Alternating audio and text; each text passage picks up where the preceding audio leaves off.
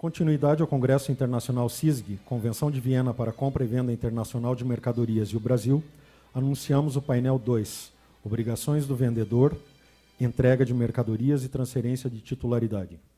Convidamos para compor a mesa o excelentíssimo senhor Gilberto Giusti, moderador dos trabalhos.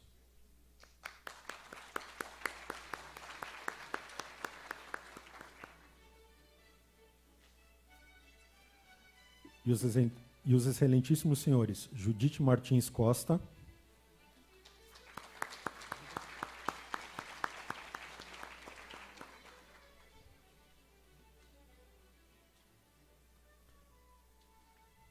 Luiz Edson Fachin,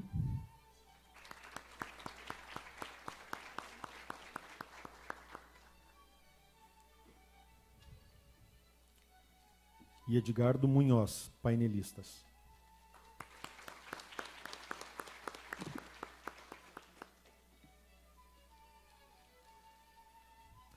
Com a palavra, excelentíssimo senhor Gilberto Giusti. Muito boa tarde a todos. É um prazer recebê-los aqui após o almoço e ver que todos estão aqui presentes. Posso garantir que, apesar de ser uma sessão logo após o almoço, nós temos 3 palestrantes de alto gabarito que certamente vão nos manter interessados no tema que vamos abordar. Aos que estiveram aqui pela manhã, ouviram o professor Ulrich mencionar 3 Cs que o trouxeram a Curitiba. Curitiba, evidentemente, CISG e Caipirinha.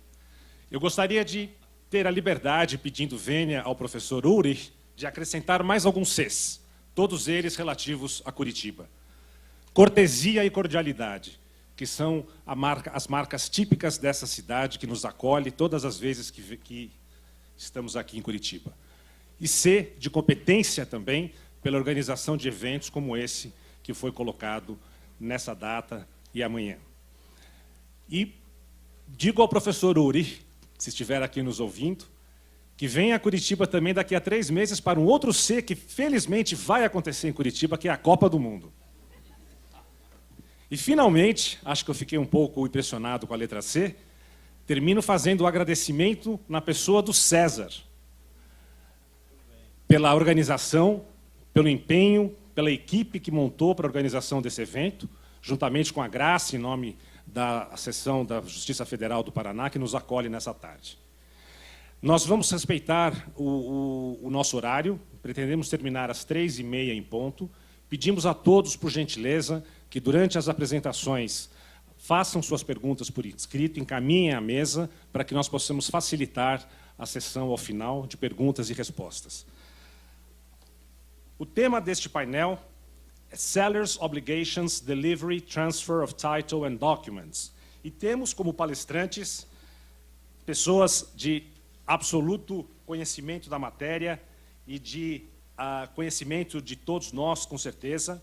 Professora Judite Martins Costa, do Rio Grande do Sul, professora também da USP, autora de vários livros, conhecida de todos nós. Professor Luiz Edson Fachin, ao meu lado, também de Curitiba, professor, doutor, e que agrega ao seu currículo um evento que aconteceu na noite de ontem no Rio de Janeiro, e que eu tenho a satisfação de dar aos senhores, em primeira mão, e cumprimentá-lo, a sua eleição para a Academia Brasileira de Letras Jurídicas.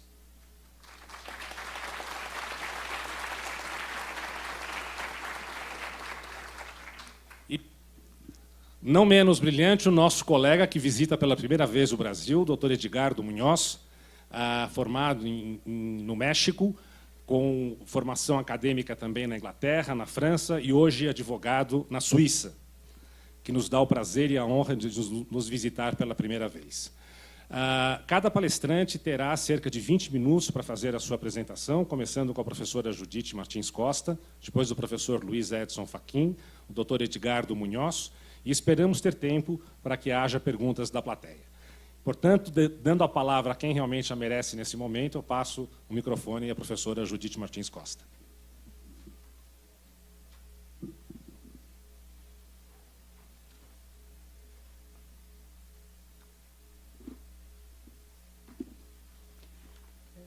Meu querido doutor Gilberto Giusti, presidente desse painel, doutor Edgardo Munhoz, professor e amigo Luiz Edson Fachin, senhores e senhoras, professor César Guimarães, a quem eu agradeço a acolhida tão generosa, tão competente e tão organizada, senhores e senhoras. Tem razão os autores que afirmam ter a SIG construído, como diz a professora Vera Fradeira, um novo modelo de compra e venda internacional de mercadorias, muito técnico, muito pragmático e que busca algo que é muito difícil, talvez quase impossível: afastar aqueles elementos que comumente estão presentes, condicionando a positivação das normas jurídicas, como a tradição, a história, as peculiaridades de certas famílias do direito. Para compreender no que consiste esse novo modelo, o primeiro passo para o intérprete consiste em averiguar a sua própria tradição para dela tomar distância crítica, inserindo-se mentalmente no sistema da SISG. Não podemos esquecer a regra hermenêutica fundamental da Convenção, um verdadeiro postulado normativo para a sua interpretação e aplicação, segundo a qual, na interpretação da Convenção, ter-se-á em conta o seu caráter internacional e a necessidade de promover a uniformidade de sua aplicação, bem como de assegurar o respeito à boa-fé no comércio internacional. No entanto, como disse também hoje de manhã a professora Schroeder, a SISG pretende instituir, e ela tem instituído, uma verdadeira língua franca. Não pensem ser fácil, diante da necessidade de seguir a essa língua franca, aplicar esse verdadeiro axioma de método que está no artigo 7º, a linha 1ª da SISG. Como bem disse o teórico da linguagem, Mikhail Bakhtin, as palavras são signos habitados. As palavras que nós usamos, elas são habitadas, elas nos chegam povoadas pelas imagens e percepções que nós temos, que vêm da nossa tradição e estão incrustadas na nossa cultura. Eu tenho presente essa observação quando leio o artigo 30 da SISG, que institui a obrigação principal do vendedor. O vendedor estará obrigado, nas condições previstas no contrato e na presente convenção, a entregar as mercadorias, a transmitir a propriedade sobre elas e, sendo o caso, a remeter os respectivos documentos. Nesse texto, nós encontramos palavras habitadas, que podem soar diferentemente aos nossos ouvidos, conforme a tradição jurídica de onde provém o intérprete, seja o advogado ao postular, seja o juiz estatal, seja o árbitro. O que exatamente significam, no âmbito da SISG, as palavras entregar, mercadorias, transferir, propriedade ou domínio. Evidentemente, a questão não está cingida ao termo do artigo 30. Ela se espraia, no que diz respeito às obrigações do vendedor, ao artigo 31 a 34 e, muito especificamente, ao artigo 35, que trata do dever de conformidade das mercadorias. A pergunta, portanto, que eu me proponho a responder muito pontualmente, muito brevemente, nesses 20 minutos, é: como se interpretam essas expressões? Qual a referência, qual o critério de conotação que vai nos indicar qual o sentido que deve ser apreendido? Qual o sentido dos deveres contidos nesses verbos: entregar, transferir, e depois nos demais artigos 32, 33, 34, identificar, avisar, informar, remeter, colocar à disposição, etc., etc. Eu, tentando compreender esses termos, eu proponho uma abordagem que, na primeira parte, vai averiguar quais são, como essa obrigação principal de entrega se realiza e, em segundo lugar, como os demais deveres que acompanham essa obrigação principal de entrega também se realizam no âmbito da SISG. Voltemos ao artigo 30, segundo o qual o vendedor está obrigado, nas condições previstas no contrato e na convenção, a entregar mercadorias, transmitir a propriedade sobre elas e, sendo o caso, a remeter os respectivos documentos. O que significa entregar e transferir? Nós temos, em temas de direito comparado, diferentes sistemas de transmissão de domínio, pois nem sempre prometer transferir a propriedade pode significar o mesmo que transmitir a propriedade, e nem sempre entregar a mercadoria significa o mesmo que transmitir a propriedade da mercadoria. No âmbito da CISG, a transferência da propriedade ou do domínio depende da determinação da regra aplicável por via do direito internacional privado. Conforme está no artigo 4º da Convenção, aquela Convenção, a CISG, não diz respeito, salvo disposição expressa em contrário, 1, a validade do contrato ou qualquer de suas cláusulas, bem como a validade de qualquer uso ou costume, e, B, aos efeitos que o contrato possa ter sobre a propriedade das mercadorias vendidas. Consequentemente, será preciso examinar, em vista da regra nacional aplicável, quando e como o vendedor transfere a propriedade das mercadorias. Imaginem o seguinte exemplo que me foi relatado, é um caso concreto, hoje pela manhã, pelo professor Luiz Oswaldo Batista. Os contratantes haviam pactuado remetendo à cláusula FOB. O transporte era por navio. A mercadoria estava sendo transportada ao navio, já tinha saído da terra, mas não tinha chegado ainda ao convés do navio, e cai no mar. Quem assume o risco de quem é o dono da mercadoria, res perit domino, como nós sabemos, como se resolve esse caso? Em termos de direito comparado, como todos os senhores sabem, nós temos dois grandes e paradigmáticos sistemas de transmissão do domínio, que se expressam no sistema francês, de um lado, de outro, no sistema alemão. No sistema francês, a transmissão da propriedade é feita solo consenso, isto é, o simples consentimento por meio do contrato de compra e venda é suficiente para transferir o domínio.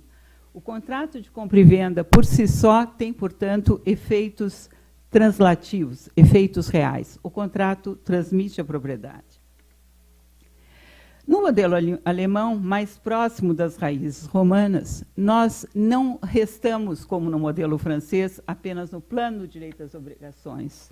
É preciso conjugar o plano do direito obrigacional, quando se cria a obrigação de transferir o domínio pelo contrato, e o plano do direito das coisas, quando ocorre a efetiva transmissão do domínio, pela tradição ou entrega, que é ato fato ou ato real. Portanto, a transmissão do domínio é exigente de pelo menos duas manifestações volitivas em dois distintos planos, o do direito às obrigações e dos direitos reais. Quando a propriedade consiste em coisas móveis, como mercadorias, é necessário o consenso mais um ato fato, segundo a classificação do Pontes, ou que chamamos de tradição, que é o ato da entrega, mais o acordo de transmissão. O nosso modelo, o modelo brasileiro, segue o paradigma germânico, embora com algumas importantes distinções.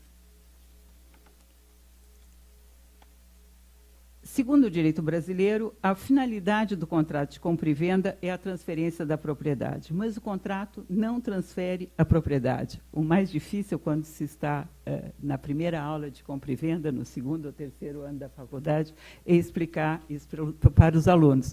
Quando eu contrato uma venda, eu não vendo, eu prometo vender.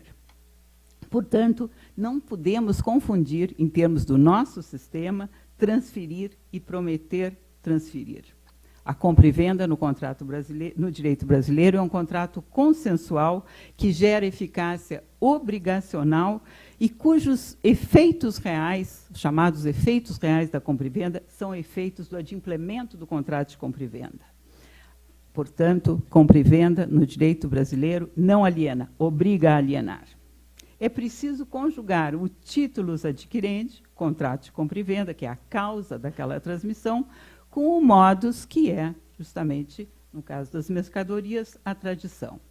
A propriedade só se transfere quando o vendedor, de acordo com um ato posterior ao contrato de compra e venda, transmite ao comprador. Portanto, embora possam esses dois momentos, e na regra estão esses momentos conjugados temporalmente, eles são analiticamente distintos.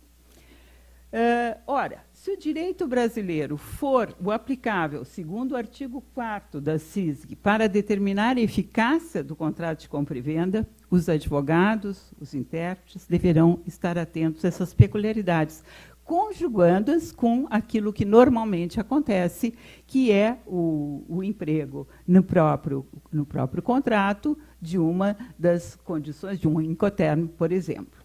Então, regra fundamental. Segundo o nosso direito, quem promete entregar não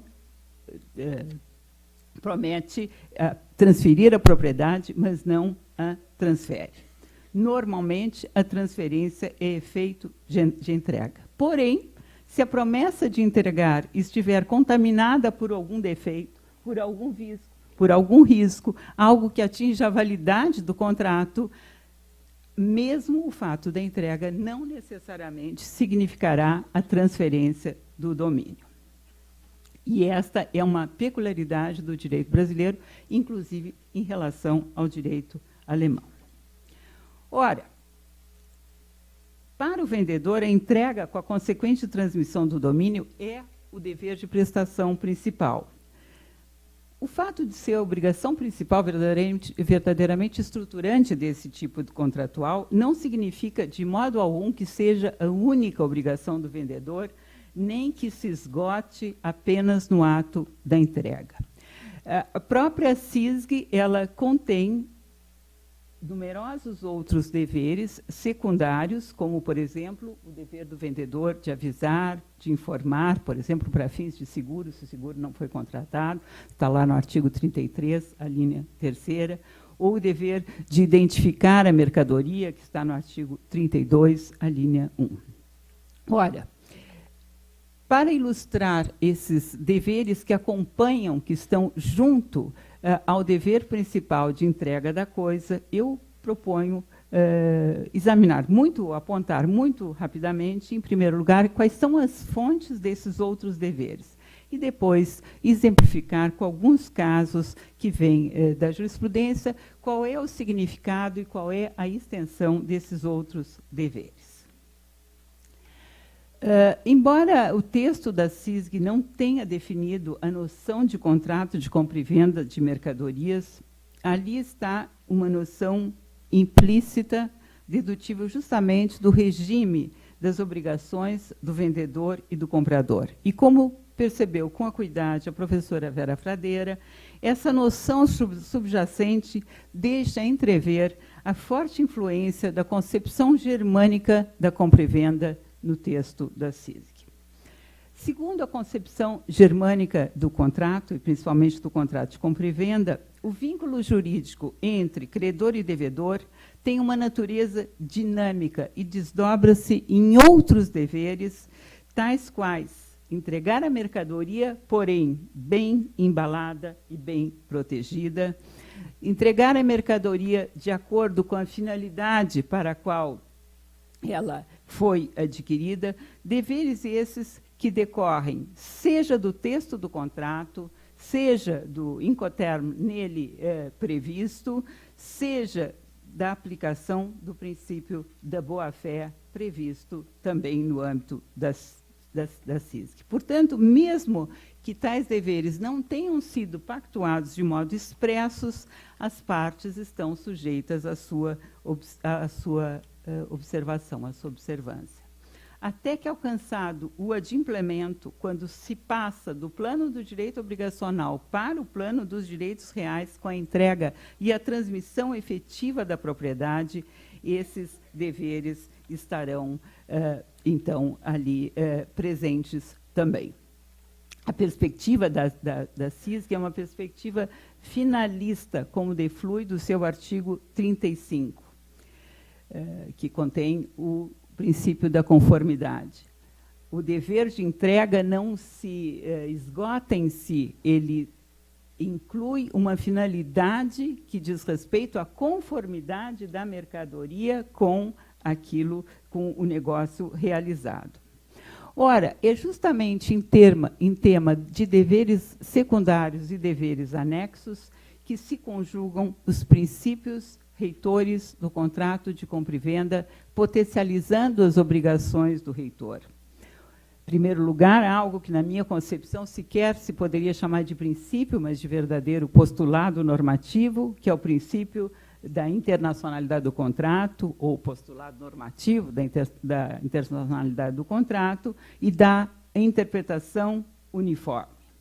Como princípios propriamente dito, nós vamos encontrar a autonomia privada, a autonomia da vontade, que faz nascer o contrato com determinado conteúdo e que pode, portanto, determinar o conteúdo das suas cláusulas, e o da boa-fé no sentido objetivo, e que vai dizer respeito, basicamente, ao modo pelo qual os deveres mútuos e direitos podem e devem ser exercidos. E, por fim, o princípio da confiança, que se articula aos dois primeiros, autonomia privada e boa-fé, por suas principais vertentes. O princípio da confiança, ele potencializa a declaração negocial como confiabilidade das legítimas expectativas suscitadas pela declaração, pelo contrato. Em segundo lugar, ele revela uma das principais facetas da boa-fé como norma de conduta leal, como dever de corresponder àquela confiança legitimamente suscitada. Eu pensei qual palavra melhor exprimiria esta faceta e não encontrei outra solução, senão criar um certo neologismo. A confiança como expectabilidade, isto é, a conduta dos contraentes, as suas práticas, os usos que vêm do comércio internacional, eles indicam o que é, no âmbito da CISG, uma conduta segundo a boa-fé.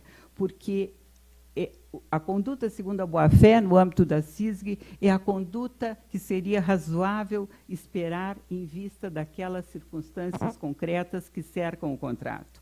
Um dos significados mais marcantes da boa-fé, como sabem os senhores, diz respeito aos valores estabilidade, regularidade e coerência no comportamento contratual. A própria convenção, ela expressa outros deveres de prestação, como eu já disse, que estão ou são secundários em relação ao dever principal ou estão a ele anexos. Outros derivarão do contrato, do incoterme eventualmente acolhido, eles podem derivar dos usos do comércio internacional, pelas práticas que as partes estiverem estabelecido eventualmente entre si, como vai nos dizer o artigo 9, pelas circunstâncias pertinentes ao caso, como está no artigo 8º, a linha 3ª, e o modo de exercício desses direitos, desses deveres, será balizado pela razoabilidade, artigo 8º, a linha 2ª e 3ª, e pela boa-fé do artigo 7º, a linha 1ª. Eu exemplifico esses deveres e esse modo do seu exercício em 3 situações. Em primeiro lugar, o dever de entrega no lugar certo. Depois, o dever de entrega e, segundo, um transporte adequado. E refiro de maneira muito breve, para não adentrar num próximo painel, o dever de conformidade da entrega e as suas possíveis interpretações. Quanto ao primeiro, dever de entrega no lugar certo. Se o contrato é silente quanto ao local da remessa ou envio das mercadorias, como determinar o que é o lugar certo? A resposta é: o vendedor deve despachar a mercadoria para o lugar compatível com o cumprimento satisfatório das suas obrigações, segundo o que diz o contrato, o que dizem os usos, segundo o que diz a boa-fé. Seria contrário, por exemplo, à boa-fé escolher um local inusitado, remoto, que encarecesse ou que aumentasse o prazo de entrega para o comprador. A segunda questão, segundo problema, quanto ao meio de transporte adequado para entrega. Até que ponto um meio inadequado poderá ou não isentar o vendedor da responsabilidade por defeitos, se, como é razoável, o intérprete deve tomar em conta as circunstâncias do caso. Um bom exemplo que nos auxilia a responder essa pergunta é o caso do suco de uva julgado pela Corte Suprema da Espanha em dezembro de 2008. Um vendedor espanhol e um comprador norte-americano discutiam para saber quem havia violado o contrato de compra e venda de suco de uva. Ao comprador foi atribuído o dever de providenciar o meio de transporte, em certa medida, o direito de estabelecer o prazo para a entrega da mercadoria. Elas deveriam ser entregues em 4 meses, até 4 meses. No caso, em litígio, havia um defeito na cor, na tonalidade do suco de uva espanhol. De um lado, o comprador alegava que a opção de coletar o suco de uva a qualquer momento no intervalo de 4 meses era dele. Mas, de outro, o vendedor atribuía a perda da tonalidade correta e agradável do suco de uva, a demora do comprador em receber o suco e as más condições de transporte que seriam imputáveis ao comprador. A entrega havia feito segundo o Incoterm ex-factory. De fato, o comprador atrasara o recebimento das mercadorias, o suco de uva tinha ficado disponível por bastante tempo, e não havia transportado o suco em um container adequado, de modo a prevenir a deterioração da cor. Então, a Suprema Corte Espanhola interpretou o artigo 33, a linha B, da CISG da seguinte maneira: estando as mercadorias disponíveis, o comprador poderia escolher quando recebê-las, porque a entrega era ex-factory. O comprador iria fazer todo o transporte. A transferência dos riscos se operaria no momento em que o suco estivesse à disposição do comprador. Porém, tal escolha deveria ser efetuada com limitações pautadas pela boa-fé, isto é, o comprador não poderia decidir quando e como receber e assim e depois imputar a responsabilidade ao vendedor pelo estado do suco de uva. Por isso, decidiu-se rejeitar a demanda do comprador por essas duas principais razões. Primeiro, ele era um comprador experiente na área, podia saber que a demora importaria num problema na qualidade do próprio suco de uva.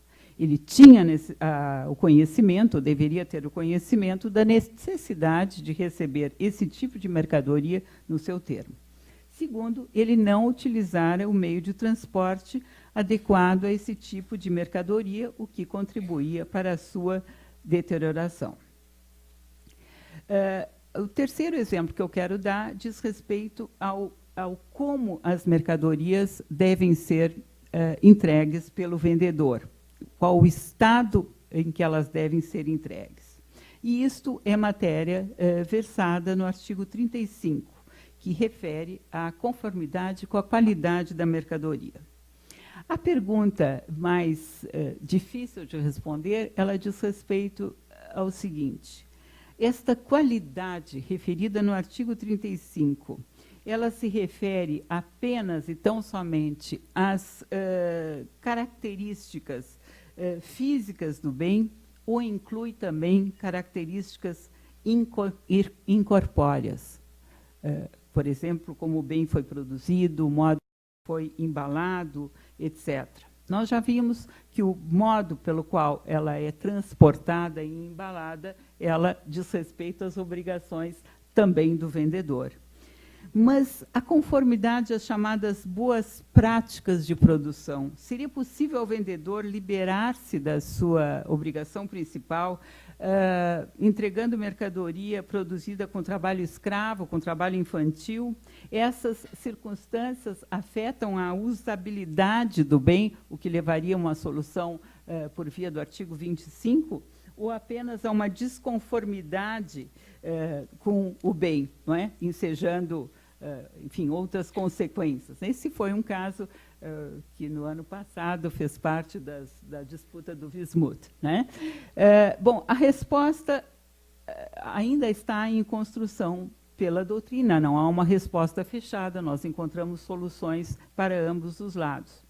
De toda a sorte, no futuro, a essa e outras respostas, aqueles 3 princípios hermenêuticos, autonomia privada, confiança, boa-fé, iluminados pelos postulados normativos do caráter internacional do contrato e da interpretação uniforme, eles vão poder nos auxiliar a determinar o modo de exercício dos deveres do vendedor. Me parece especialmente importante para nós, brasileiros, hoje, nesse momento em que a CISG adentra no nosso sistema jurídico e onde todos ainda somos, em grande medida, iniciantes na sua compreensão, nós termos presente esse traço.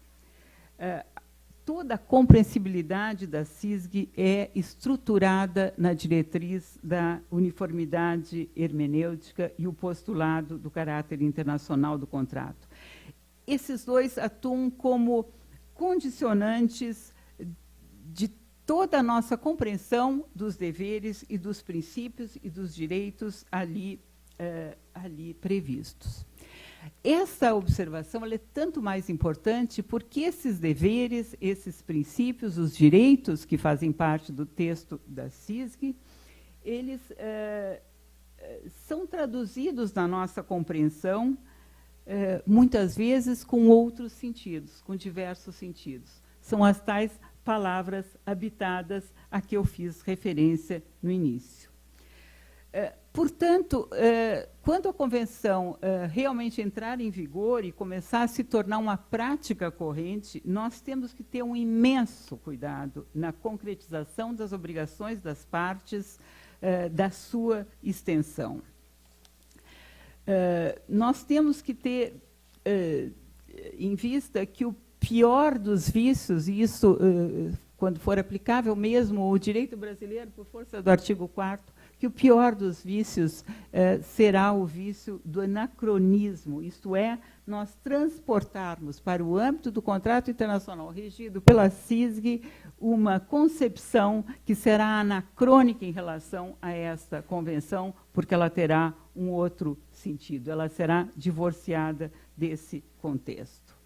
Portanto, eu encerro essa brevíssima nota sobre os deveres do vendedor com este apelo, esse chamamento às remissões que vão nos dar as palavras que nós empregarmos, as palavras que nós lermos, o seu sentido direcionado ao contexto da compra e venda internacional. Muito obrigada pela atenção de todos.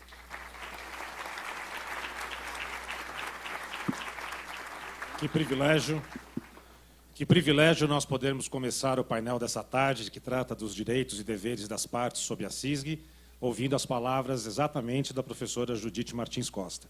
Como eu disse anteriormente, professora doutora, livre docente em Direito na Universidade de São Paulo, foi professora de Direito Civil na Universidade Federal do Rio Grande do Sul, é advogada, árbitra e parecerista, cujos trabalhos brilhantes tratam, muitas vezes, exatamente dessa tríade de estabilidade, regularidade e coerência no comportamento contratual, que é a base, no artigo 7º, 1 da CISG, que vai regular todas as obrigações das partes, vendedores e compradores, e naquilo que a professora Judite é tão especialista. Portanto, realmente é um privilégio, professora, começar esse debate com as suas palavras.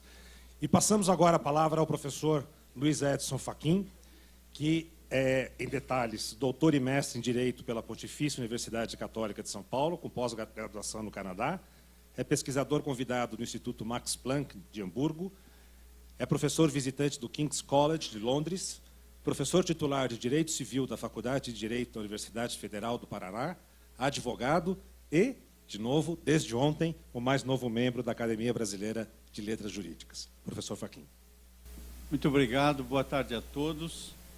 Gostaria de dizer inicialmente ao meu querido presidente, doutor Gilberto Juste, que vou procurar diminuir um pouco a minha intervenção para que o tempo não seja tão cruel, a fim de que possamos também dialogar e não apenas fazer um monólogo sobre temas tão importantes. Cumprimento o doutor Edgardo Munhoz e, de modo especial, cumprimento a minha colega, professora de Direito Civil, que é mestre de todos nós, a professora Judite Martins Costa. Quero agradecer a referência a esta condição que, desde a noite de ontem, tenho ao integrar a Academia Brasileira de Letras Jurídicas, que me deixou muito contente e muito preocupado. Contente pela primeira definição que você tem de imortal, que é a pessoa que transcende seu tempo. Mas também me disseram que imortal é aquele que não tem onde cair morto.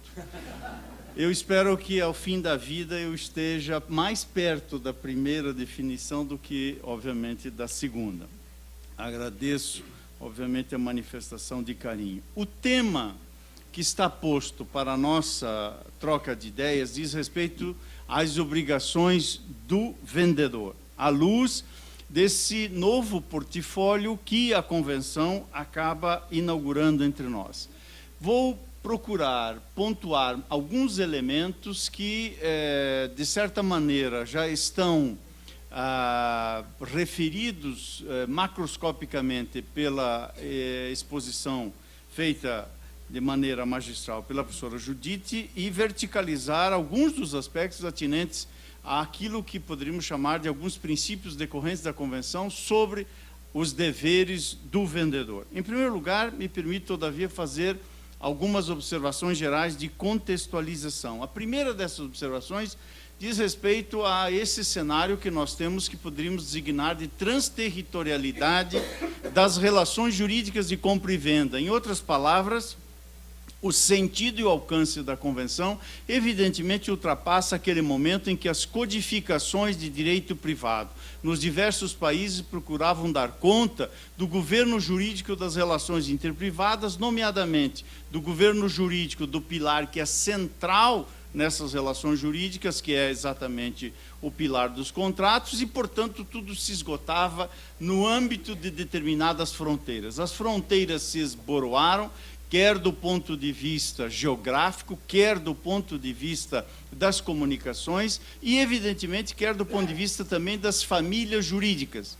As famílias jurídicas da família a qual pertencemos, ou seja, do direito romano-germânico ocidental, dialoga cada vez mais com o common law e, aos poucos, vai se formando resultados como esse que nós estamos a vivenciar agora, sem que haja desrespeito, evidentemente, ao direito nacional, nenhum ataque à soberania e também nenhuma violência cultural. O que temos são mecanismos transterritoriais que são aplicados ao governo jurídico das relações interprivadas. Esse é um primeiro cenário diferente daqueles cenários que nós tínhamos em que os códigos começavam e acabavam a regulação jurídica desta matéria.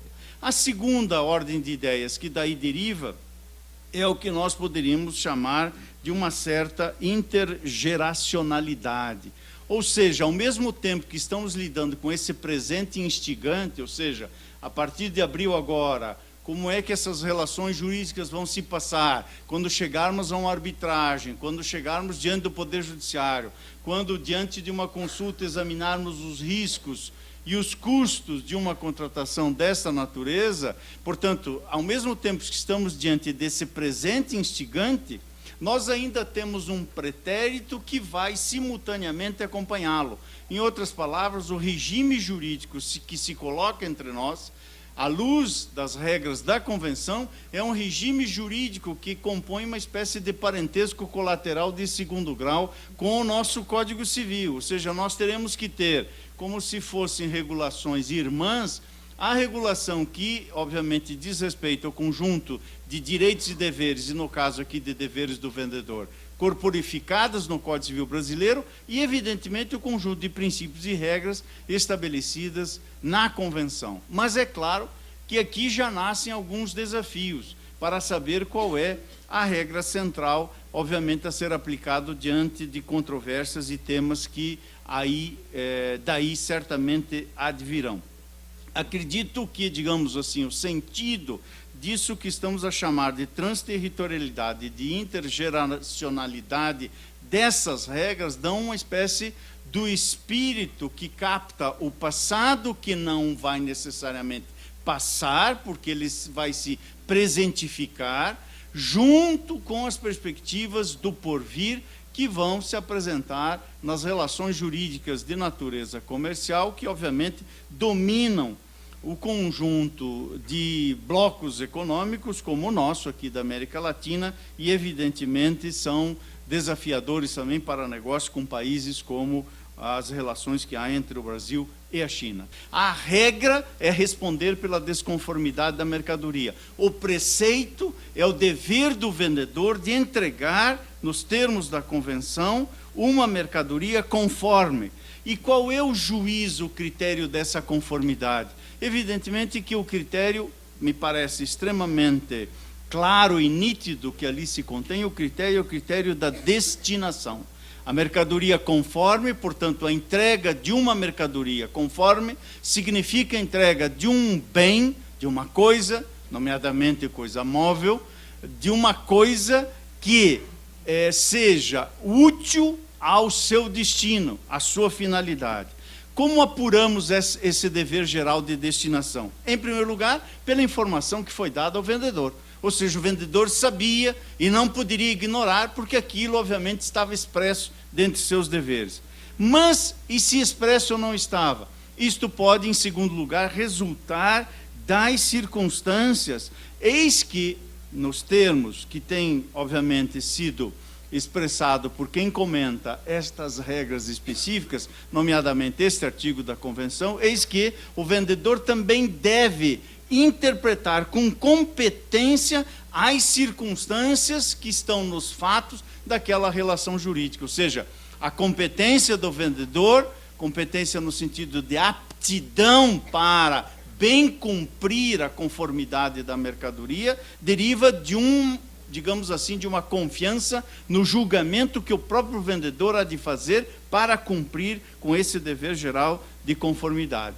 E, evidentemente, se adiciona a esses dois deveres anteriores aquele que resulta da razoabilidade.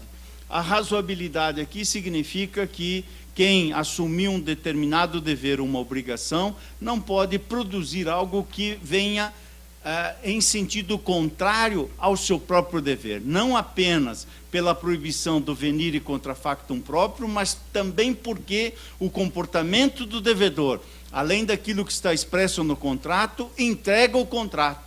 Eis que, como sabemos, quem contrata não contrata mais apenas o que contrata, mas também contrata na execução do contrato, desde a sua conclusão, o comportamento concludente do vendedor, que passa a edificar deveres para si no cumprimento das obrigações a que se submeteu.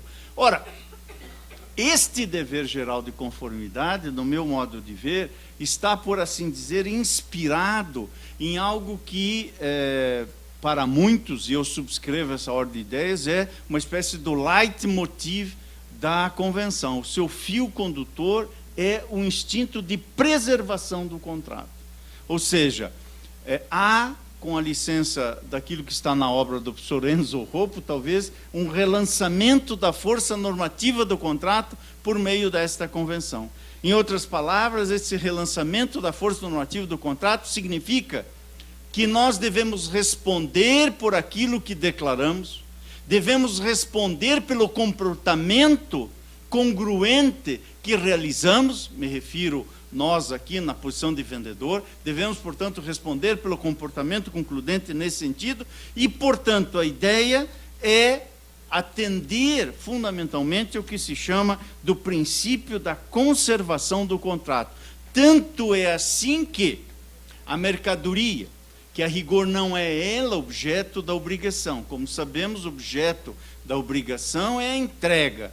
A mercadoria, como sabemos, é objeto da prestação de entrega. Portanto, a mercadoria pode, obviamente, ser substituída a um conjunto de providências que a Convenção prevê, exatamente no sentido de manter o contrato à luz dessa ideia geral, que é o princípio da preservação do contrato. Portanto, extinguir o contrato, resolver o contrato, no sentido técnico da palavra resolução, há de ser algo enxergado, visto apenas com um critério de excepcionalidade. Ora, nesta perspectiva, faz muito sentido, dentre outros, um dos aspectos já pontuados pela professora Judite, que é a execução do contrato de boa-fé. A boa-fé aqui significa, na verdade, aquela dimensão da boa-fé objetiva que corresponde a um comportamento leal e que está atrelada ao dever de cooperação.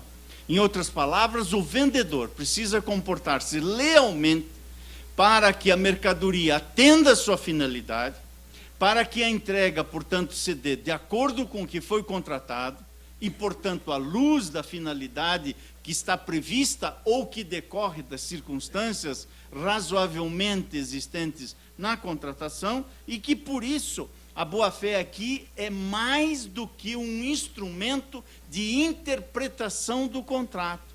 Aquela tríplice função que a boa-fé tem, aqui, no meu modo de ver, ela a realiza por completo. Não está apenas para interpretar, mas ao lado das suas outras dimensões, ela também pode integrar o contrato, sem que isso viole o programa normativo do contrato, sem que isso represente uma ofensa à autonomia ou autorregramento das partes, porque aqui a boa-fé é colocada à luz do interesse da preservação e do cumprimento do contrato. Esse interesse está acima do interesse do vendedor. E, portanto, é nessa perspectiva que ele deve, obviamente, cumprir com aquilo que lhe toca. Ora, é claro que essa ordem de ideias, obviamente, fomenta debates diversos, dependendo do país e da cultura que se trate. Nós, no Brasil, por exemplo, estamos, por assim dizer, saindo de uma zona de conforto. Esse living of comfort zone, como dizem alguns dos nossos livros sobre esse tema, corresponde a enfrentarmos alguns desafios que, até então, a dimensão monolítica da legislação, a unidade do ordenamento jurídico, quase que, de modo a priorístico, dava soluções aos casos concretos. Agora, nesse campo extraordinário das trocas mercantis, a Convenção entra em vigor e traz um conjunto de caracteres que colocam em xeque essa percepção tradicional e, por assim dizer, de uma segurança jurídica formal que nós tínhamos dentro do ordenamento jurídico unitariamente concebido num dado território, numa dada fronteira. Mas não perdemos a segurança jurídica. Ao contrário, o que aqui se coloca é uma segurança jurídica material, derivada de alguns dos caracteres que a Convenção projeta sobre os deveres do vendedor. O primeiro deles, parece-me, estabelecer um padrão uniforme e equitativo para os contratos. Em segundo lugar, parece-me que a previsibilidade das regras acaba gerando, por assim dizer, um novo horizonte importante para a segurança jurídica das relações, trazendo na previsibilidade, evidentemente, alguns indicadores para a solução da lei aplicável quando houver violação daquele dever de entrega de mercadorias à luz do princípio da conformidade ao qual antes me referi. Portanto, nessa perspectiva, entendendo que a Convenção tem regras gerais, mais do que preceitos específicos, a Convenção, a rigor, tem uma função, por assim dizer, normativa e até certo ponto pedagógica, para abrir espaço para a autorregulamentação dos interesses privados e não retira, obviamente, o espaço específico dos deveres do vendedor à luz da lei onde se encontre a mercadoria.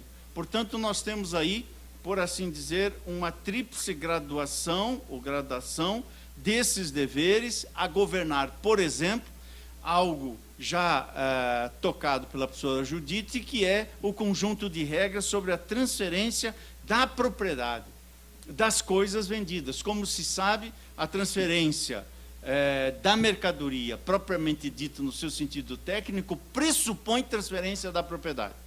A entrega da coisa precisa significar a entrega jurídica da coisa. Logo, não é qualquer entrega que significa efetivamente transferência. Nós estamos a falar desses conceitos que são conceitos juridicamente precisos para corresponder a uma operação econômica que tenha o seu vestimento adequado do ponto de vista jurídico. Nós estudamos isso no Brasil, obviamente, no âmbito dos direitos reais sobre as coisas.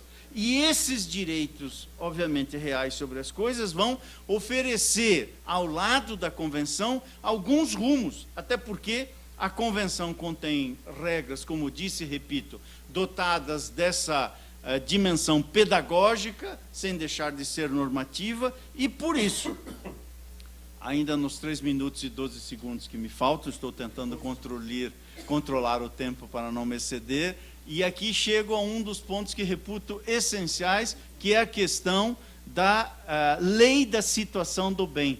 O brocardo latino lex rei citi significa precisamente incidir aqui uma discussão sobre a lei da situação do bem, diferentemente do chamado Estatuto Pessoal das regras de direito internacional. A lei do Estatuto Pessoal leva em conta, por exemplo, lei sobre a capacidade, leva em conta um conjunto de outras regras para definir a capacidade, que aqui, obviamente, não se aplicam, pelo menos na perspectiva da nossa Lei Geral de Normas, da antiga Lei de Introdução ao Código Civil, que é uma lei, obviamente, no âmbito das relações jurídicas internacionais, que aplicamos e corresponde a um certo quadro normativo para a definição dessas regras. Portanto, entre nós, não se aplica o brocardo de que, segundo o qual, mobília secundum persona. A titularidade dos bens móveis e todo o seu regime jurídico entre nós é definido pela incidência do brocardo, que é a rigor um princípio jurídico, lex rei citi, e não onde está o domicílio do titular daquele bem.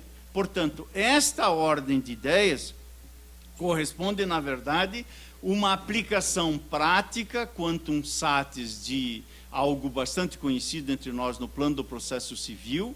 Por exemplo, o artigo 95 do Código de Processo Civil, claro que ali se refere às ações petitórias e possessórias, mas é claro, ao tratar do foro da localização do imóvel para a definição da competência, isso significa, portanto, que nesta matéria, o centro de regulação normativa há de levar em conta a noção de lugar, e o lugar da situação da coisa. Portanto, é possível dizer, de algum modo, e aqui procurando arrematar essas observações, que daquele dever geral de conformidade, nós encontramos um agasalho jurídico nesse princípio do qual deriva o seu regime em face do lugar onde a coisa se situa, e é a partir daí que o conjunto de deveres e de obrigações do vendedor atende este fio condutor da convenção, que é o da preservação dos contratos, ou seja, do respeito ao que foi contratado. E, evidentemente, a convenção abre espaço para o que, de um modo geral, se chama de autonomia da vontade. Nós preferimos a expressão de Pontes de Miranda, que trata do autorregulamento dos interesses privados, a convenção, que se harmoniza com esse espaço de autorregulamento dos interesses privados, e, evidentemente, quando necessário, as regras suplitivas que hão de ser chamadas à colação, no caso, por exemplo, entre nós, do Código Civil Brasileiro. Isso significa, portanto, estar atento a essas novas dimensões do comércio internacional. Esta convenção foi, por assim dizer, nascida e criada na perspectiva de uma lex mercatória, born and bred, como diria alguém, na ambiência dessas transações internacionais, e tenho para mim que o Brasil, ainda que tenha com retardo colocado-se na perspectiva da convenção entrar em vigor entre nós, mas acabou de purgar a mora em 2012, é um caso de purgação de mora com efeito útil, e teremos, portanto, um momento importante porque realça a força do argumento nas relações jurídicas e também sociais e econômicas, e não, como vemos em algumas determinadas hipóteses, o argumento da força. Para isso, é preciso, no meu modo de ver, manter a fé nas possibilidades desse autorregulamento da autonomia privada. É imprescindível também manter a fé na importância do direito para o desenvolvimento dos povos e para o desenvolvimento econômico e financeiro das nações, e manter a fé, obviamente, na perspectiva de que essas relações jurídicas se deem de modo seguro e estável. Simon Kellow recentemente escreveu uma obra sobre Dickens, e lá pelas tantas ele dizia que uma das virtudes do grande escritor inglês era exatamente struggle to maintain the faith. Eu acho que nós precisamos mesmo lutar para manter a fé no direito, a fé nas possibilidades que o direito abre para a realização de interesses legítimos. E aqui, o vendedor, para manter a sua fé no direito, precisa, antes de tudo, cumprir com as suas obrigações, porque quem cumpre seus deveres está legitimado a exigir os seus direitos. Muito obrigado.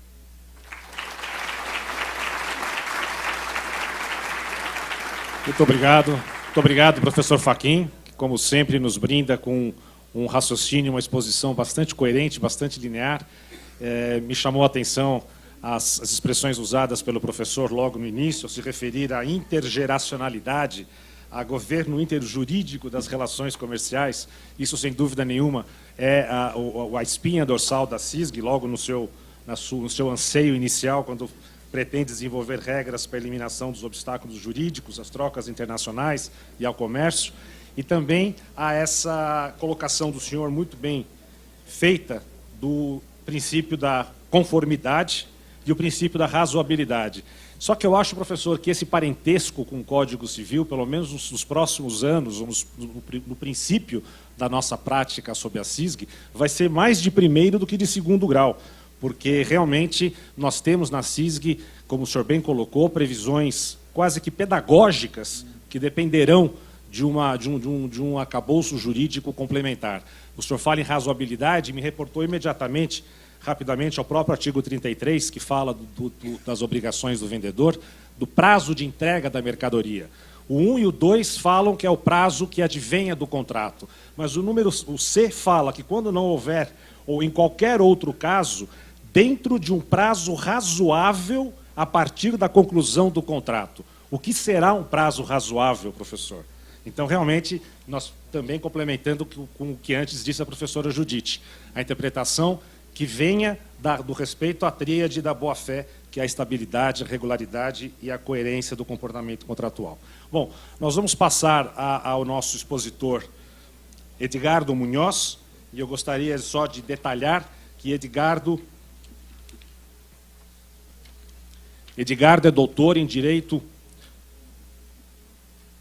summa cum laude pela Universidade da Basileia, é mestre em Direito pela Universidade de Liverpool, foi professor de Direito da Universidade Pan-Americana, de campus de Guadalajara, é advogado no escritório Lenz Steinhellen, na Suíça, e investigador nas áreas de propriedade intelectual, contratos comerciais e arbitragem comercial no México e América Latina. Edgardo vai nos trazer um caso prático em que ele está envolvido, bastante recente, e que afeta diretamente o Brasil, como os senhores verão. Eu tenho toda a convicção de que ele poderia falar num perfeito e compreensível portunhol, mas Edgardo se sente confortável falando dessa vez em inglês. Tenho certeza que na sua próxima visita ao Brasil falará em português, não é, Edgardo? Por favor, com a palavra.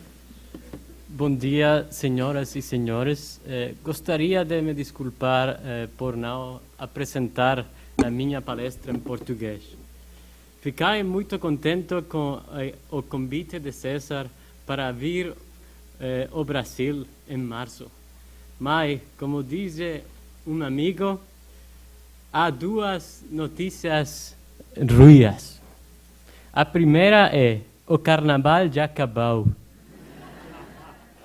E a segunda, a Copa do Mundo ainda não iniciou. Entretanto, como o meu país, México, está no grupo do Brasil na Copa do Mundo, é melhor deixar o Brasil antes do início da Copa do Mundo.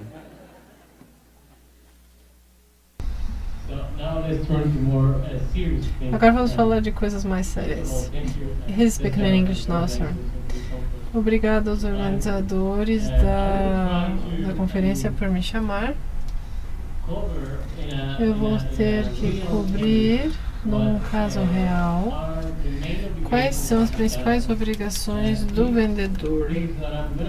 Nesse caso, nós vamos estar baseando nossa explicação num caso real, em que eu estava representando um vendedor, desculpe, não é um vendedor, é um comprador brasileiro no Brasil, e foi um caso que ficou um pouco complexo. Então, os fatos do caso são os seguintes. Nesse procedimento de arbitragem, tinha um comprador brasileiro e um problema com um vendedor suíço. E era a compra de vários produtos de aço por algo como 13 milhões. O preço, o local, a destino era São Francisco do Sul, em Brasil. E era a versão de 2010. E havia uma cláusula da arbitragem que dizia que era debaixo da lei suíça que isso deveria ser arbitrado. As condições de pagamento tinham que ser feitas pelo comprador e era para ser feito um adiantamento de 10%, 10% de adiantamento por transferência. E os outros 90% seriam pagos com cartas de crédito 10 dias antes do que marcasse a data de chegada no Brasil da mercadoria. Então, o contrato começou a ser feito, o nosso cliente brasileiro, o comprador, fez o adiantamento de 10%.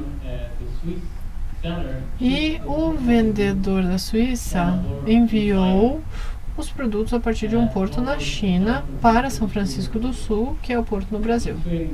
Entre novembro de 2011, antes do produto chegar, e havia então a obrigação do cliente pagar, não é?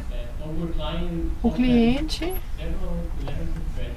mandou várias cartas de crédito representando 17,8% do preço que teria que pagar. Então ele fez um adiantamento, mais 17,8% do preço pago então. Infelizmente, quando mudou o ano para 2012, houve uma mudança no valor dos produtos no mercado internacional. Então, o que o brasileiro tinha comprado valiam muito mais do que ele havia concordado em pagar. E ele resolveu fazer uma espécie de financiamento para pagar o restante. Então ele falou isso para o vendedor suíço, e o suíço que se os brasileiros transferissem 56 mil, que é 5,6% do total dos produtos, eles iriam mudar. Eles mudariam o prazo e se encontraram em outubro e concordaram que o comprador brasileiro iria pagar o restante em 30 de abril, com cartas de crédito que nós escreveremos depois. Então, isso foi uma modificação do contrato, houve um novo acordo. E para resumir essa parte. Então, houve adiantamentos de 14,5%, 17,8% foram pagos com letras de crédito, mas ainda havia 67% que tinham que ser pagos até 30 de abril de 2012. E a parte que foi paga com letras de crédito, ou seja, assim é que isso fosse aberto, ou o comprador poderia ter os documentos e eles poderiam retirar os produtos. Algo aconteceu e antes de 30 de abril, o vendedor suíço disse que não ia esperar mais para a abertura das letras de crédito e que ia revender os produtos sem avisar nada. Nós sabemos que o brasileiro já tinha feito um depósito. Todos os produtos já estavam no porto em São Francisco do Sul e o comprador ainda não tinha conseguido receber todas as mercadorias pelas quais já tinha pago o adiantamento. E o vendedor suíço disse que ia revender os produtos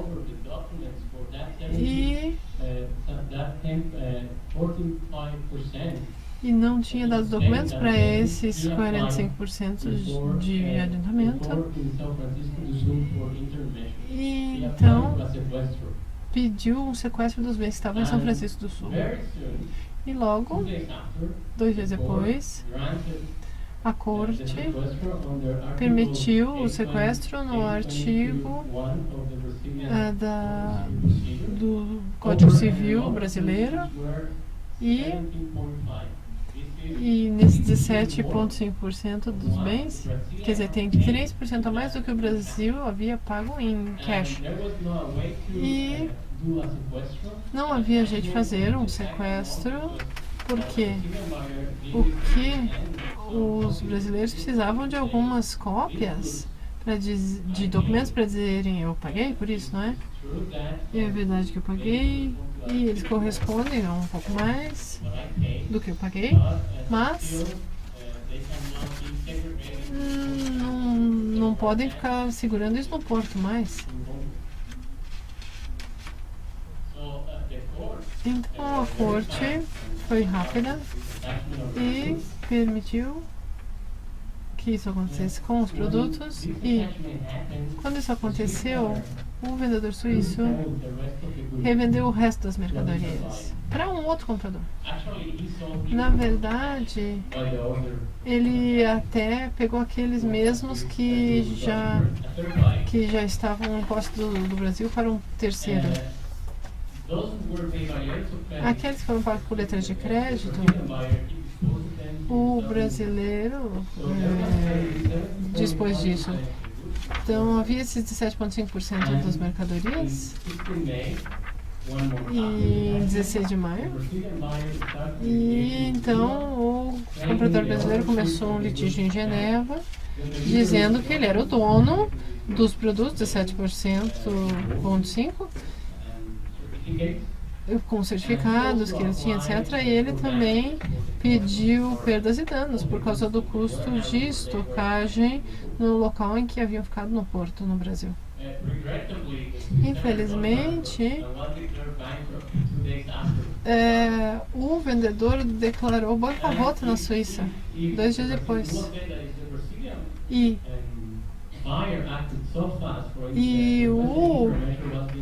o Brasil agiu rápido porque ele já tinha escutado que o vendedor da Suíça estava com dificuldades financeiras e que não conseguiria retornar o que ele havia sido pago nas transferências. Então as questões para serem determinadas pela arbitragem era o seguinte: primeiro, qual é a lei que se aplicava a questões de propriedade com relação aos produtos que estavam nesse contrato de venda? E eu vou dizer que, em geral, o que se fala das partes, eu acho que ambas estavam com complicações e era uma decisão difícil para a arbitragem, porque agora está no Tribunal Superior no Brasil que está tentando resolver isso. Então a primeira pergunta é: qual é a lei que se aplica? E será que se aplicaria esse contrato? A arbitragem tinha que decidir se aplicaria a CISG, porque a lei escolhida era a Suíça, lembra?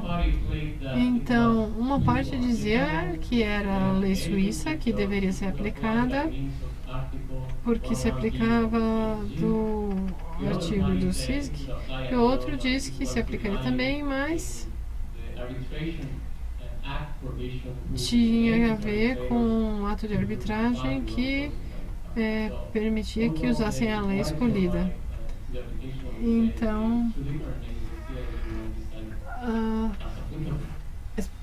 decidiu-se que o CISG se aplicava. A abordagem correta é que, no caso de arbitragem, o CISG se aplique por aplicações do ato de arbitragem. Agora, sabemos que o CISG não se aplica a questões com relação à transferência de direitos de propriedade. Então, que lei deveria ser aplicada? As partes não escolheram nenhuma lei específica para a questão da propriedade dos bens.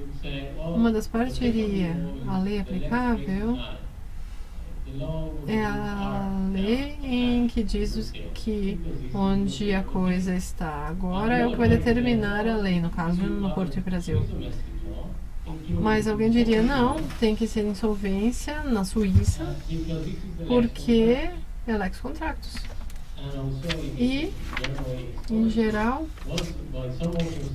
alguns autores dizem que você poderia aplicar os lex contractus, às vezes dizem que a lex juris era mais apropriada. No final, as provisões envolveram o Código Civil Brasileiro, a lei suíça, que na verdade era muito similar, na verdade era praticamente a mesma coisa quando perceberam. E a arbitragem viu que, olhando para essas duas leis domésticas diferentes, e, bem, as mercadorias estavam no Brasil, será que pertenciam ao comprador brasileiro? Usando o Código Civil Brasileiro, artigo 237, em conjunção com a 493, que diz que a propriedade vai para o comprador onde a transação aconteceu. E há isso no Código Civil Brasileiro dizendo que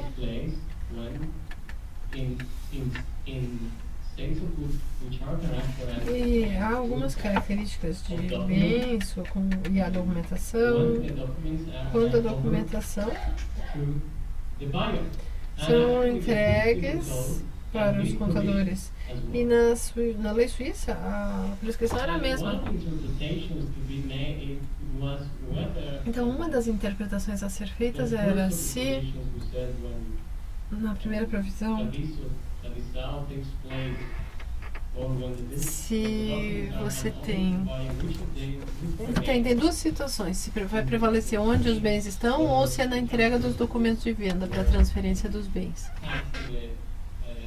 para passar para o comprador brasileiro.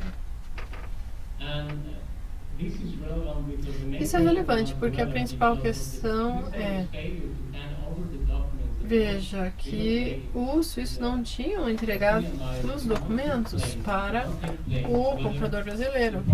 E isso não aconteceu no lugar em que a propriedade estava. E também se a lei de bancarrota da Suíça, será que diria que esses bens teriam que ser parte do inventário do banco estadual?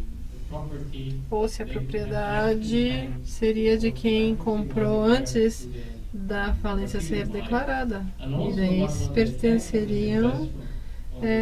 Você tem a questão do sequestro do Brasil, dos bens no Brasil, não é? E há então transferências que poderiam acontecer também para a Suíça, para o vendedor. Então vamos levar em conta que a gente pensa que primeiro que uma vez que a coisa é entregue já pertence ao comprador. Então quando saiu da China a carga, veja, a hora que a mercadoria é embarcada, leva-se já em conta que esse produto já pertence ao comprador no momento do embarque, já deveria, portanto, pertencer ao comprador brasileiro. Então essa é uma interpretação. Mas sabemos que só pagamos 45% e a questão é, o que acontece com o resto? Com o que ainda não havia sido pago? Só havia sido pago 14,5%. E, então, nesse meio tempo, o suíço já havia vendido para um outro comprador? Então, será que isso já põe fim naquele contrato anterior, com relação ao restante que ainda não havia sido pago? Ou será que o contrato já havia sido evitado porque houve uma quebra?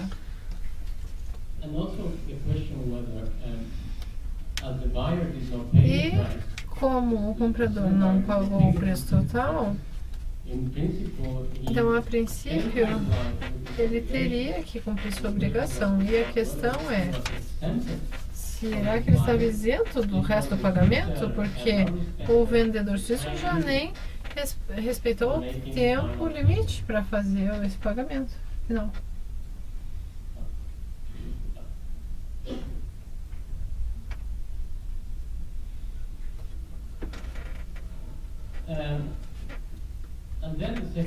E aí a segunda pergunta é se os suíços teriam que entregar para os brasileiros todos os documentos apresentando os bens. Sabemos que essa obrigação está no artigo em que temos um direito de pedir essa prerrogativa especial, no artigo 45 e 74. E,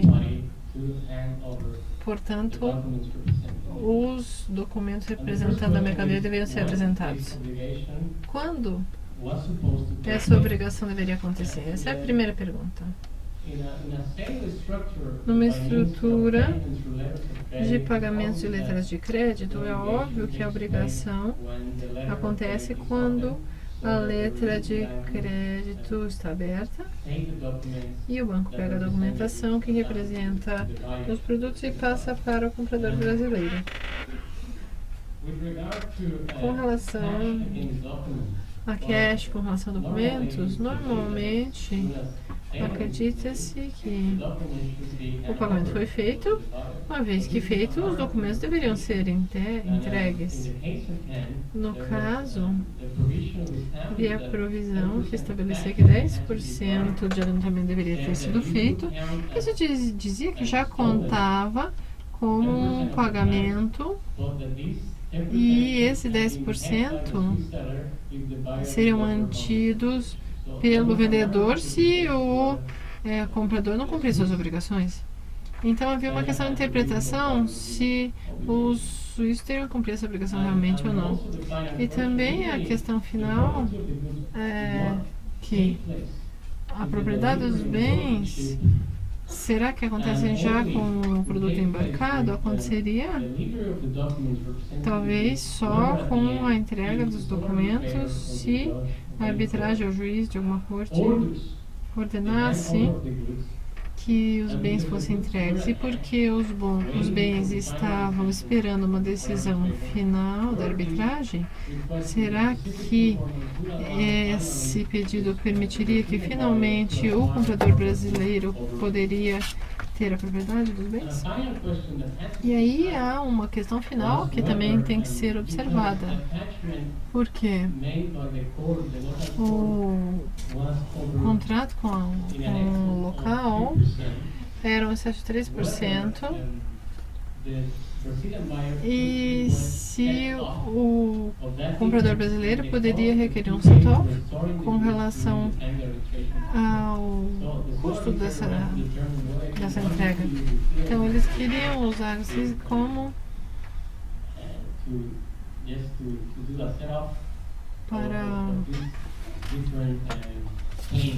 para levar em conta esses pedidos diferentes. Isso foi para arbitragem e eu agradeço muito pela sua atenção. Eu estou disponível para responder perguntas que vocês possam eventualmente ter.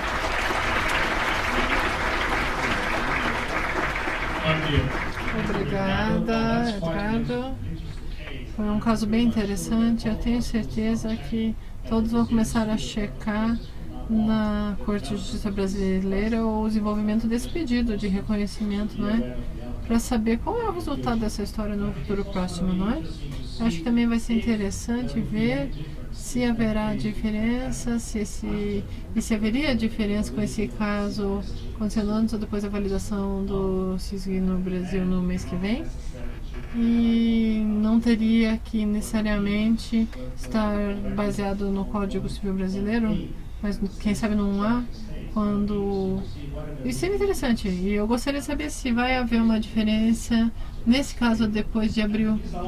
Então, eu gostaria de fazer apenas uma correção pequena no seu observação inicial. Quando você terminou o seu assunto da Copa do Mundo no Brasil e no México, vamos para uma coisa séria? Ao contrário, agora vamos falar de outro assunto sério, porque o futebol é uma questão muito séria no Brasil também, é brincadeirinha.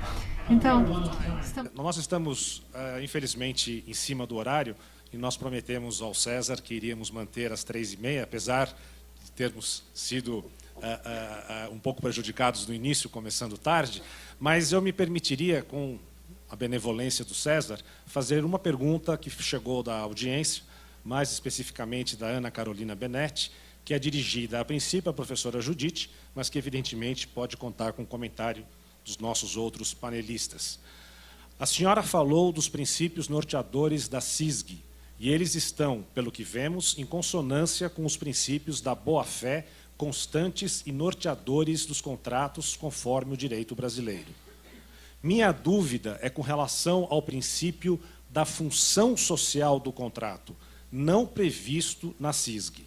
Em tese, a função social não é, portanto, aplicável nos contratos abrangidos pela CISG. Como fica, portanto, o caráter de ordem pública do princípio da função social? Não haveria aí uma afronta aos princípios contratuais brasileiros? Professora Judite. Eu agradeço a Ana Carolina, a pergunta é excelente. E começo lembrando uma distinção, uma afirmação que foi feita hoje pela manhã pelo professor Luiz Olavo, de que nós não devemos de jeito nenhum perder de vista que a CISG é um tratado-lei. Eu lembro do que ele afirmou. O acolhimento da CISG, eles nos diz o seguinte: faça o que a CISG se aplique em seu país, não é?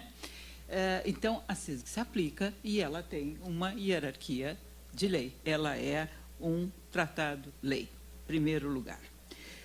Quer dizer, o direito interno ele vai se aplicar quando a CISG determinar que ele se aplique, não é?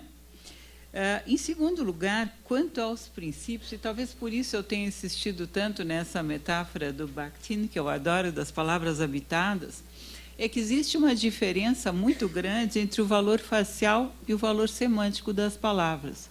E nós temos que cuidar com essas afirmações, por exemplo, os princípios da CISG que estão em consonância com os nossos. Sim, eles podem estar em consonância, só que eles não são os mesmos semanticamente que os nossos. boa-fé para efeitos de aplicação na CISG não significa boa-fé para efeitos de aplicação no direito interno brasileiro.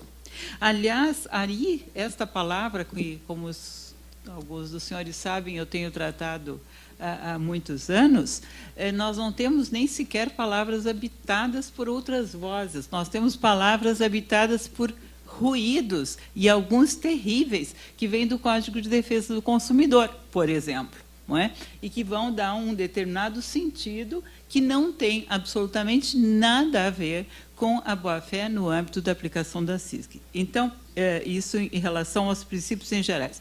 Quanto à função social dos contratos, se alguém me explicasse exatamente o que significa isso no direito interno, talvez eu pudesse cogitar de alguma solução para se aplica ou não na CISG.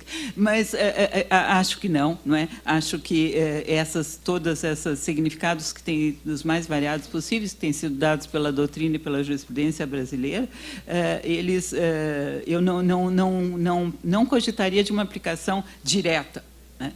Talvez uma aplicação indireta um dia, talvez por força de uso, enfim, por via de outra fonte indireta, né? Mas o estatuto da CISG é que ela é um tratado-lei. Portanto, nós temos que aplicar a CISG e não o direito brasileiro, na medida do possível. Professor Fachin, algum comentário? O comentário seria de sugerir fazer um evento sobre a pergunta. Porque há muita coisa envolvida no tema, a própria premissa da qual parte a pergunta, eu me permitia dizer à doutora Ana Carolina que não sei se aí já estamos de acordo, porque a pergunta parte da premissa que princípio precisa ser princípio expresso, e aí já temos uma discussão. Segunda, talvez esteja também na premissa da questão a separação entre função econômica e função social, separação essa que eu pessoalmente não faço. De modo que há muita questão envolvida e eu ficarei aqui, digamos assim, um pouco defensor do que está no Código Civil Brasileiro atual, especialmente no parágrafo único do artigo 2035, dizendo que função social é preceito de ordem pública. E eu não imagino que o Brasil deixaria de aplicar um preceito de ordem pública. Mas isto é só o começo de uma prosa... como se diria ao final do filme Casablanca, o começo de uma longa amizade conversando sobre o tema. Fica aqui, então, a dica de um temário para um próximo evento. Doutor Edgardo, alguma palavra final? Any final word? Any final word? Não sei se eu entendi corretamente a pergunta, mas acho que quaisquer princípios a serem aplicados, no caso da CISG, deveriam ser derivados das disposições da Convenção, em vez de recorrer a conteúdos da lei nacional. Ao professor Dr. Luiz Edson Fachin, à professora doutora Judite Martins Costa e ao Dr. Edgardo Munhoz, pelas brilhantes apresentações que fizeram, e peço a todos, a eles, uma salva de palmas.